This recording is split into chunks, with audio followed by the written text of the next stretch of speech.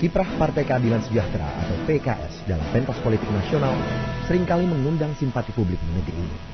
Salah satunya, dalam setiap aksi massa oleh PKS, meski melibatkan ratusan bahkan ribuan kader, partai ini mampu menunjukkan ketertiban dan kedisiplinan. Kemampuan PKS mengorganisir kadernya dengan begitu kuat tentu saja menuai simpati.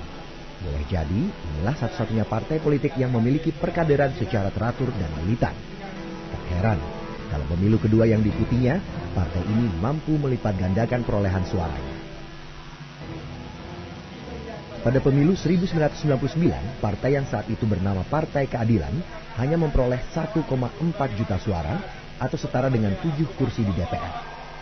Namun, pada pemilu berikutnya, Partai Keadilan yang kemudian menjelma menjadi Partai Keadilan Sejahtera mampu melipat gandakan wakilnya di parlemen menjadi 45 kursi atau memperoleh lebih dari 8 juta pemilih.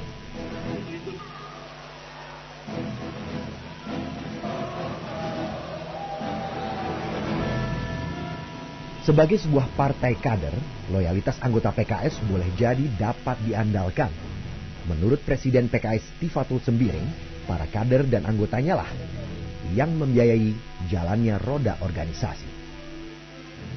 Mereka, jadi seperti misalnya saya diundang demo gitu, saya harus memberikan orasi, saya juga harus keluar, harus beli atribut sendiri dan sebagainya. Jadi di PKS itu semua kader juga mengeluarkan dana untuk itu. Saya beritahu sekarang jumlah kader PKS yang tercatat lebih 800.000, Mbak.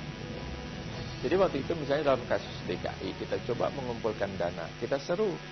Coba kader sekitar DKI Jabodetabek itu mengirimkan dana donasi 50.000 per orang.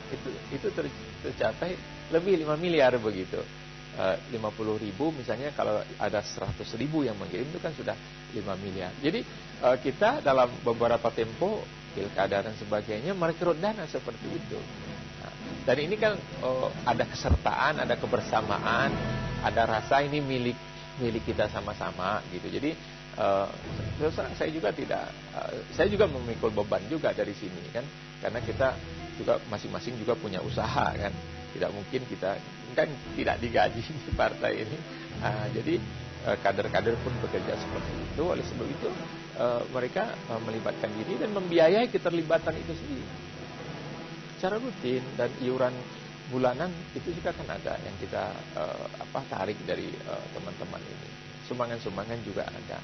Tapi memang yang lebih kita pentingkan bagaimana peran kader dan menjaga stabilitas, soliditas, dan kekokohan kader.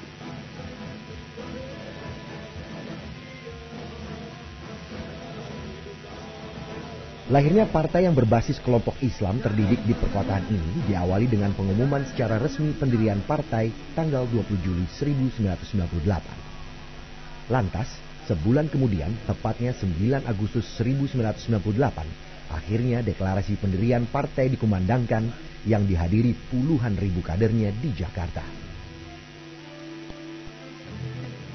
PKS ini bisa dikatakan sebagai fenomena baru karena PKS itu setidak-tidaknya ketika berdiri ya tahun 98 itu, ini partai anak muda Islam, anak muda dan terdidik.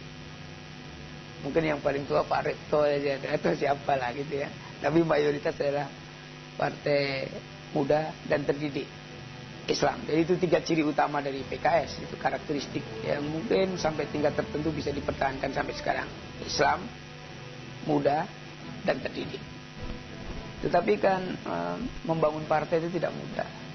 Menjual gagasan partai bukan merupakan sesuatu yang gampang. Maka walaupun muda, terdidik, dan Islam, pada pemilu 99 kan hanya 7 kursi itu. Untuk membuat fraksi tersendiri pun tidak cukup bagi PKS. Sehingga dia bergabung dengan partainya Pak Amin Rais. Ya kan? Menjadi fraksi reformasi itu. Gitu. Jadi bergabung dengan PAN di dalam satu fraksi. Tapi ini anak-anak muda, khususnya ketika dipimpin oleh Hidayat Nur Wahid, ya, ini sangat disiplin. Saya kira bekerja sungguh-sungguh, keras, untuk membangun partai. Dan dalam 5 tahun hasilnya cukup spektakuler. Inilah satu-satunya partai yang dalam 5 tahun bisa meningkatkan perolehan suara hampir 600%.